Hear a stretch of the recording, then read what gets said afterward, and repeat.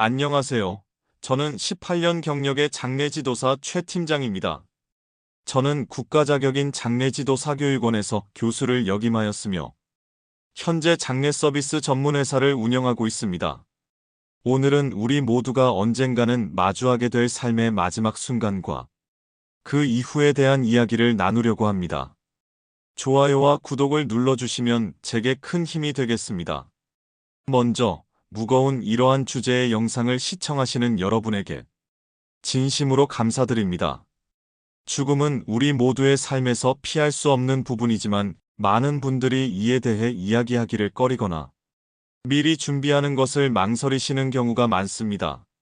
하지만 제 오랜 경험에 비추어 볼 때 이러한 정보를 미리 알고 준비하는 것이 실제 상황에서 큰 도움이 된다는 것을 수없이 보아왔습니다. 오늘 제가 여러분께 전해드릴 내용은 사망 장소에 따라 달라지는 장례 절차에 관한 것입니다. 구체적으로는 가정이나 요양원에서 돌아가셨을 때와 병원과 같은 의료기관에서 돌아가셨을 때 각각 어떤 절차가 필요한지, 그리고 유가족들이 알아두면 좋을 점들에 대해 말씀드리겠습니다. 지난주에 제가 경험한 두 가지 사례를 먼저 나누고 싶습니다. 첫 번째는 김영수 선생님의 경우입니다. 김 선생님의 어머니는 오랜 투병 끝에 가족들이 지켜보는 가운데 자택에서 편안히 숨을 거두셨습니다. 하지만 그 순간 이후 가족들은 당황스러움에 어쩔 줄 몰랐습니다. 어디에 먼저 연락해야 하나요? 사망진단서는 어떻게 받나요? 등이 질문이 쏟아졌고 슬픔에 잠긴 상태에서 이런 현실적인 문제들을 해결해야만 했습니다. 두 번째는 박지영 선생님의 경우로 아버지가 대학병원에서 치료를 받다가 돌아가셨습니다. 의료진이 사망 사실을 알리고 초기 절차에 대해 안내했지만 장례식장 선택부터 시작해서 다양한 결정을 내려야 했고 병원의 시스템과 행정 절차를 이해하는 데 어려움을 겪었습니다. 두 가족 모두 미리 알았더라면 좀 더 차분하게 대응할 수 있었을 상황이었습니다. 이런 사례들은 제가 18년간 이 일을 하면서 수없이 만나온 경우들입니다. 먼저 우리가 이 이야기를 나누는 이유에 대해 생각해 보았으면 합니다. 한국에서는 매년 약 30만 명이 돌아가십니다. 그리고 그 뒤에는 항상 사랑하는 가족과 지인들이 남겨집니다. 갑작스러운 이별 앞에서 슬픔을 겪는 동시에 여러 가지 절차를 처리해야 하는 상황은 정말 힘든 일입니다. 제가 이 일을 시작했던 18년 전만 해도 많은 분들이 정확한 정보 없이 혼란스러워하시는 모습을 자주 봤습니다. 지금 무엇을 해야 하는지, 어디에 먼저 연락해야 하는지, 비용은 얼마나 들지? 등의 질문들 속에서 더 큰 상심을 겪으시는 경우가 많았죠. 그때마다 저는 이런 정보가 미리 공유되었더라면 얼마나 좋았을까 하는 생각을 해왔습니다. 어느 날 저녁 한 노부부가 찾아오셨던 일이 기억납니다. 두 분 다 건강하셨지만 우리가 언젠가 떠날 때 자녀들이 혼란스러워하지 않도록 미리 알아보고 준비하고 싶다고 하셨습니다. 그 자리에서 두 분은 선호하는 장례 방식, 수혜, 심지어 고별식에 틀고 싶은 음악까지 메모하셨습니다. 몇 년 후 할아버지가 돌아가셨을 때 그 가족은 다른 유가족들보다 훨씬 더 평온하게 장례 절차를 진행할 수 있었습니다. 노후를 준비한다는 것은 단순히 경제적인 준비만을 의미하지 않습니다. 삶의 마지막 순간과 그 이후에 대한 준비도 중요한 부분입니다. 우리가 떠난 후에도 남겨진 가족들이 덜 혼란스럽고 조금이라도 더 편안하게 이별의 과정을 겪을 수 있도록 도와주는 것, 이것이 진정한 노후지혜라고 생각합니다. 한 번은 퇴직을 앞둔 60대 회사원이 저를 찾아왔습니다. 그분은 부모님의 장례를 치르면서 너무 많은 혼란과 스트레스를 겪었다고 했습니다. 제 아이들에게는 그런 부담을 주고 싶지 않아요. 라며 자신의 장례 계획을 세우기 시작했습니다. 자신이 선호하는 장례 방식, 화장 후 안치될 곳, 심지어 장례식장에서 보여줄 사진까지 준비했습니다. 그리고 모든 정보를 담은 파일을 만들어 가족들에게 알려두었습니다. 이는 단순한 장례 준비를 넘어 가족을 향한 마지막 배려와 사랑의 표현이었습니다. 이제 본격적으로 사망 장소에 따른 장례 절차의 차이점에 대해 알아보겠습니다. 우리나라에서는 크게 두 가지 경우로 나뉩니다. 하나는 가정이나 요양원에서 임종을 맞이하는 경우, 다른 하나는 병원이나 요양병원과 같은 의료기관에서 임종을 맞이하는 경우입니다. 두 상황은 초기의 절차부터 큰 차이가 있습니다. 가정이나 요양원에서의 사망은 의사의 사망 확인부터 시작하여 행정적인 절차가 더 복잡할 수 있고, 의료기관에서의 사망은 상대적으로 초기 과정은 간소화되어 있지만 다른 측면에서의 결정과 준비가 필요합니다. 지난해 여름, 저는 두 가지 상반된 상황을 경험했습니다. 이웃 아파트의 이 할머니는 집에서 평화롭게 돌아가셨는데 가족들은 119에 연락한 후 어떻게 해야 할지 몰라 당황했습니다. 특히 밤중이라 더욱 혼란스러웠죠. 반면 같은 주에 만난 최 할아버지의 가족은 장례 서비스 전문 회사에서 미리 안내받은 절차대로 차분하게 대응할 수 있었습니다. 같은 상황이라도 사전 지식의 유무에 따라 경험의 질이 크게 달라지는 것을 볼 수 있었습니다. 제가 오늘 전해드릴 정보가 여러분이나 여러분의 가족에게 당장 필요하지 않기를 진심으로 바랍니다. 하지만 언젠가 이 지식이 필요할 때 조금이라도 도움이 되길 바라는 마음으로 이야기를 시작하겠습니다. 또한 이런 주제를 다루는 것은 단순히 절차적인 정보 전달을 넘어 우리 사회가 죽음을 어떻게 바라보고 받아들이는지에 대한 문화적인 측면도 있습니다. 한국 사회에서는 전통적으로 유교 문화의 영향으로 조상과 돌아가신 분들에 대한 예우가 중요시되어 왔습니다. 하지만 현대 사회로 들어오면서 장례 문화도 많은 변화를 겪고 있습니다. 화장률이 93% 정도로 높아지고 자연장이나 수목장 같은 새로운 장례 방식이 등장하는 등 다양한 선택지가 생겨나고 있습니다. 몇 년 전 80대 노부부가 찾아와서 상담했던 일이 기억납니다. 두 분 모두 평생 농사를 지으셨고 자연으로 돌아가고 싶다며 수목장을 원하셨습니다. 우리가 살아온 방식대로 가고 싶어요. 화려한 장례식보다는 조용히 자연으로 돌아가는 것이 좋겠어요. 두 분의 소원을 듣고 수목장에 대한 정보와 절차를 안내해 드렸습니다. 몇 달 후 할머니가 돌아가셨을 때 가족들은 할머니의 뜻대로 수목장을 진행했고 나무 한 그루를 심어 그곳을 찾을 때마다 할머니를 기억하며 위로를 받는다고 했습니다. 이러한 변화 속에서도 변하지 않는 것은 돌아가신 분에 대한 존경과 사랑, 그리고 남겨진 이들의 슬픔을 위로하고 치유하는 과정으로서의 장례의 의미일 것입니다. 제가 이 일을 하면서 느낀 점은 적절한 예우와 절차를 통해 고인을 보내드리는 것이 남겨진 이들의 마음의 상처를 치유하는 데 큰 도움이 된다는 것입니다. 3일 동안 신경 써주셔서 저희 어머님 편하고 좋은 곳으로 가신 것 같아요. 날씨도 너무 좋았고요. 항상 감사한 마음 간직하고 살겠습니다. 저희 어머님 행복한 모습으로 보낼 수 있어서 덜 슬펐습니다. 이제 구체적인 상황별 장례 절차에 대해 차근차근 알아보도록 하겠습니다. 먼저 가정이나 요양원에서 임종을 맞이했을 때의 상황부터 살펴보겠습니다. 이어서 병원이나 의료기관에서의 상황을 다룬 후 두 경우의 공통점과 차이점, 그리고 각각의 상황에서 유가족들이 특별히 신경 써야 할 점들에 대해 말씀드리겠습니다. 가정이나 요양원에서 사망이 발생했을 때는 당황하지 마시고 다음의 순서에 따라 차분하게 대응하는 것이 중요합니다. 가정이나 요양원에서 사망이 발생하면 가장 먼저 112에 연락하셔야 합니다. 그러면 경찰이 출동을 하여 사망의 원인에 대한 조사를 하게 됩니다. 노화나 병환으로 인한 사망인지, 자살이나 외부 요인에 의한 사망인지를 1차적으로 조사한 후 노화나 병환으로 인한 사망의 경우는 일반적으로는 경찰에서 법의학 의사를 보내서 사체검안서를 발급해주거나 경찰의 안내에 따라 유가족이 고인을 모시고 병원의 응급실로 가서 사체검안서를 발급받을 수 있습니다. 그 사체검안서를 받은 후 장례식장으로 이송하여 장례를 치르면 됩니다. 사체검안서는 화장장, 사망신고, 보험 관련 서류 등에 필요하므로 보통은 5부 이상 받으시는 것이 좋습니다. 만일 자살이나 외부 요인에 의한 사망 사건이라면 경찰 조사 후에 시신은 관할 장례식장 안치실에 안치하여야 하며 소재지 관할 지방검찰청 검사의 지휘를 받아 검시필증을 발급받아야 합니다.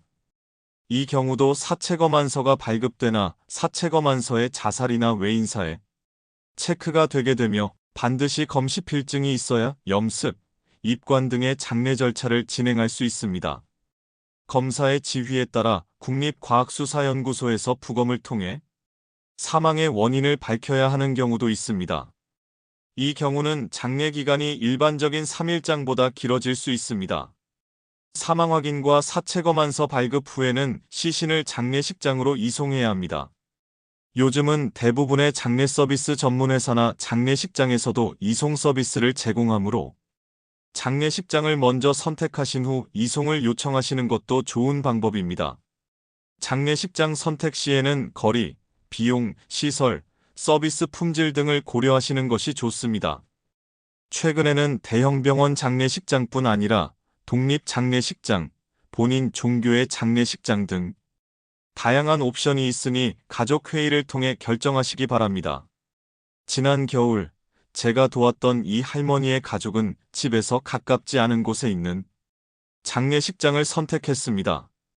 비용은 조금 더 들었지만 대중교통이 편리하고 넓은 시설과 편리한 주차 공간, 그리고 음식 서비스가 우수하여 조문객들을 위해 그곳을 선택하셨습니다. 장례식장 선택은 유가족의 집과 가까운 곳이 아니라 장례 비용 등 여러 상황과 필요에 따라 하시는 것이 가장 중요합니다.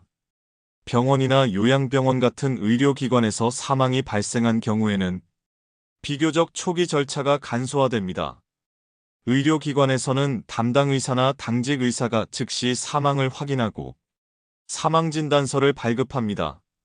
이후 병원 직원이 기본적인 시신 처리와 다음 단계에 대해 안내해 드립니다. 사망진단서 역시 5부 이상 발급받아야 합니다. 김 선생님의 어머니 사례를 말씀드리자면 대학병원에서 치료 중 돌아가셨는데 담당 의사가 사망을 확인한 후 사망진단서를 발급하여 주었습니다. 사망진단서는 치료를 담당했던 의사나 그 병원에서 치료 기록을 확인할 수 있는 경우에 발급됩니다. 사망진단서나 사체검안서는 기본적으로 같은 양식의 명칭만 선택할 수 있도록 되어 있습니다. 의료기관에서 사망한 경우 같은 기관 내 장례식장을 이용하여도 되고 유가족의 의사에 따라 다른 장례식장으로 이송하여 장례를 치러도 됩니다. 이는 유가족의 상황이나 교통편의 장례 비용 등 여러 가지를 고려하여 결정하면 됩니다. 다른 장례식장을 선택하실 경우에는 이송 절차가 필요하므로 장례 서비스 전문회사나 장례식장에 연락하여 모셔갈 수 있도록 조치하시면 됩니다. 최근 제가 도왔던 정 선생님 가족은 대학병원에서 아버지가 돌아가셨지만 고향 근처의 장례식장을 이용하기 원했습니다. 이럴 경우 이송 시간을 고려하여 빠르게 결정하는 것이 중요합니다. 사망 장소와 관계없이 시신이 장례식장에 도착한 이후의 절차는 대체로 비슷합니다. 장례식장에 도착하면 안치실에 안치하여야 하는데 수시라는 과정을 통해 위생 처리를 한 후 사후 경직에 의해 자세가 틀어지지 않도록 고인의 등 부분에 칠성판을 대고 안치실에 모시게 됩니다. 이후 장례식장 사용에 대한 안내를 받고 장례식장 사용 계약을 하게 됩니다. 이때 예상 조문객의 수를 고려하여 빈소의 크기를 결정하시면 됩니다. 빈소가 준비되면 영정사진, 조화, 조문록 등을 배치합니다. 요즘은 영상 슬라이드쇼나 추모 영상을 준비하는 경우도 많습니다. 빈소에서는 유가족들이 교대로 자리를 지키며 조문객을 맞이합니다. 조문객 응대 시 중요한 점은 방명록을 꼼꼼히 기록하는 것입니다. 나중에 부의금 감사 인사를 드릴 때 필요합니다. 또한 장시간 빈소에 계시는 유가족들의 건강 관리도 매우 중요합니다. 충분한 휴식과 식사도 잘 하셔야 합니다. 작년 최 선생님의 장례에서는 가족들이 3교대로 빈소를 지켰고 친척 한 분이 방명록과 부의금 관리를 전담하셨습니다. 이런 역할 분담이 장례 기간 동안 가족들의 체력 소모를 줄이는 데 큰 도움이 됩니다. 사망 둘째 날의 염습이라는 과정을 통해 고인의 몸을 깨끗이 닦고 수의를 입혀드리게 됩니다. 전통적으로는 가족들이 참여했지만 현대에는 저와 같은 국가 자격을 갖춘 전문 장례 지도사가 이 역할을 수행합니다. 원하신다면 가족 중 일부가 함께 하실 수도 있습니다. 최근 장할머니의 장례에서는 딸들이 직접 어머니의 얼굴을 닦고 머리를 빗겨드리는 시간을 가졌습니다. 마지막으로 어머니를 보살피는 의미 있는 시간이었다고 하셨습니다. 이처럼 유가족이 원하는 방식으로 참여하실 수 있습니다. 입관은 염습 후 고인을 관에 모시는 과정입니다. 이때 고인과의 인연을 상징하는 물품이나 편지 등을 함께 넣어드리기도 합니다. 다만 환경을 고려하여 분해되지 않거나 폭발의 위험이 있는 물건은 피하시는 것이 좋습니다. 가정이나 요양원에서 사망 시 특별히 기억해야 할 점은 사망이 발생하면 반드시 112에 신고를 하여야 한다는 점입니다. 만약 고인이 특정 질병으로 치료받고 있었다면 담당 의사에게 연락하여 사망 사실을 알리고 사망진단서 발급을 요청하는 것이 가장 이상적입니다. 담당 의사가 고인의 건강 상태를 잘 알고 있기 때문에 정확한 사인을 기재할 수 있습니다. 의료기관에서 사망 시 주의할 점은 병원비 정산과 보험 관련 서류 확보입니다. 사망 이후에도 입원비, 치료비 등의 정산이 필요하며 이는 장례식장으로 이송하기 전에 완료하는 것이 좋습니다. 또한 의료기관에서 사망한 경우 보험금 청구에 필요한 진료기록, 사망진단서 등의 서류를 한 번에 발급받아 두시는 것이 좋습니다. 그러면 나중에 다시 병원을 방문하여 서류를 발급받는 번거로움을 줄일 수 있습니다. 최근 이 선생님의 경우 아버지가 병원에서 돌아가신 후 장례를 먼저 진행하고 나중에 보험 관련 서류를 발급받으려 했는데 담당 의사의 휴가로 인해 처리가 지연된 적이 있었습니다. 가능하면 모든 서류를 미리 준비해 두시는 것이 좋습니다. 이렇게 가정과 의료기관에서의 사망 시 절차에 대해 알아보았습니다.